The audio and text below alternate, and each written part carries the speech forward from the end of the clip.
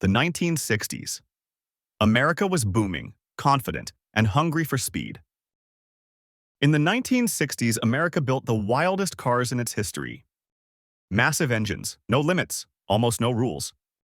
They were called muscle cars, and for a few short years they ruled the road. Detroit ruled the world, and a new generation wanted to go fast. This is how they were born, and how they died.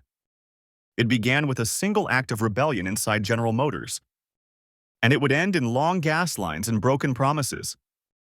It started in 1964. Back then, big engines were reserved for big, heavy cars. But a Pontiac engineer named John Delorean had a different idea. John Delorean thought that rule was ridiculous. He dropped a huge 389 V8 into a small, light Tempest. General Motors had banned exactly that, so DeLorean made it an option, not a model, a loophole. To dodge the ban, they offered it as a checkbox on the order form. He even borrowed the name from a Ferrari, the GTO.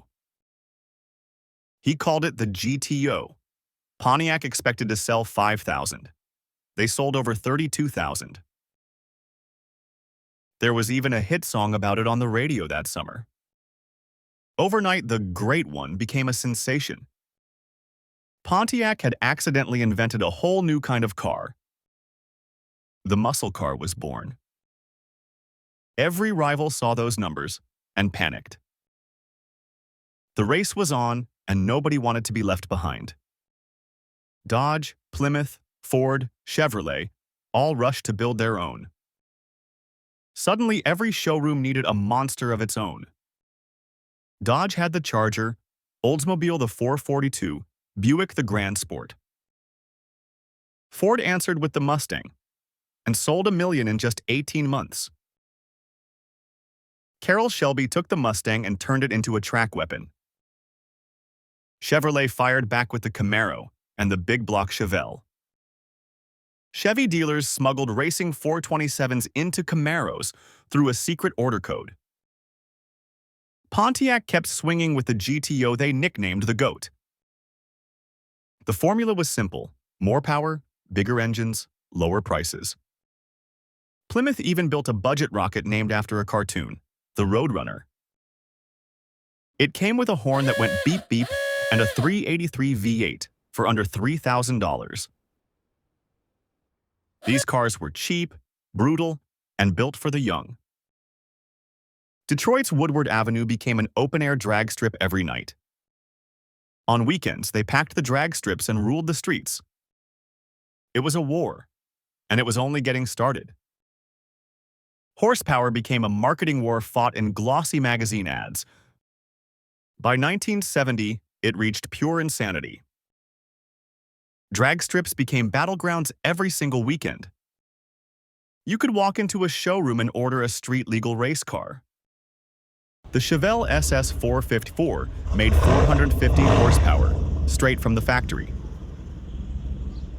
Chrysler's 426 Hemi was so wild it was barely street-legal. The Hemi Cuda packed Chrysler's monstrous 426 Hemi engine. Buick's GSX with its Stage 1 option quietly outran almost everything. Ford had the Boss 429, Buick, Oldsmobile, even little AMC piled in.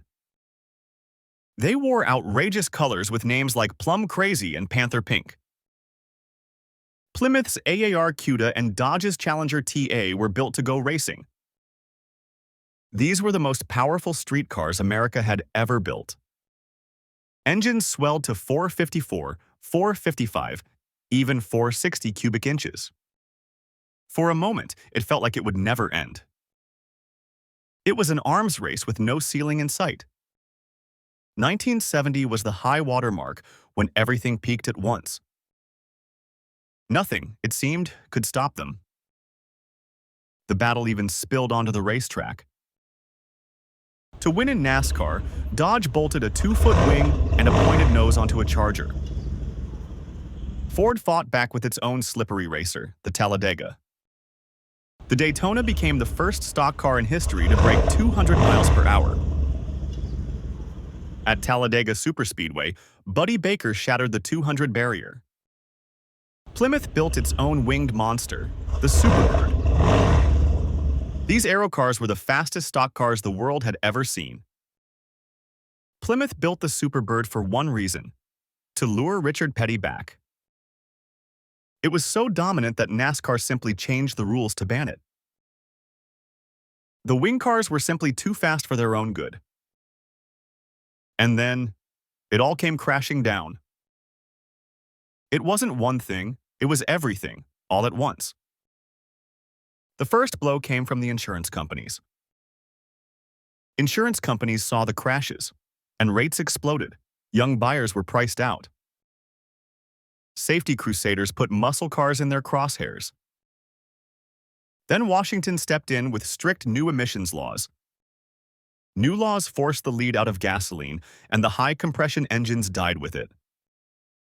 Compression was slashed, and the once mighty engines went soft. Power ratings collapsed. The monsters were being tamed. By 1972, the horsepower numbers on paper collapsed overnight.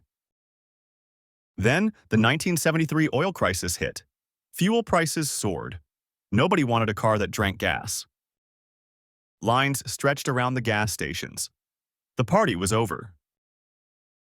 In just a few years, the muscle car was gone. What took a decade to build was wiped out in just 3 years. A whole era ended almost as fast as it had begun. But the legend never died. The cars everyone once took for granted became priceless. Then the collectors arrived, and the prices went vertical. A Hemi Cuda convertible later sold for $3.5 million. Today, the survivors are hunted by collectors worldwide. At auctions, original muscle cars now trade for millions. The names GTO, Charger, Hemi still give us chills. They burned bright and they burned fast. For one wild decade, America built the greatest cars in the world, and then let them go. And Detroit never forgot the lesson. But the story wasn't quite over. In 1987, Buick built one last monster, a turbocharged GNX. Blacked out and brutal, it humbled brand-new Ferraris off the line. They were never truly gone, just waiting. Today's Hellcats and Demons make over 800 horsepower. The muscle car didn't just survive, it came roaring back.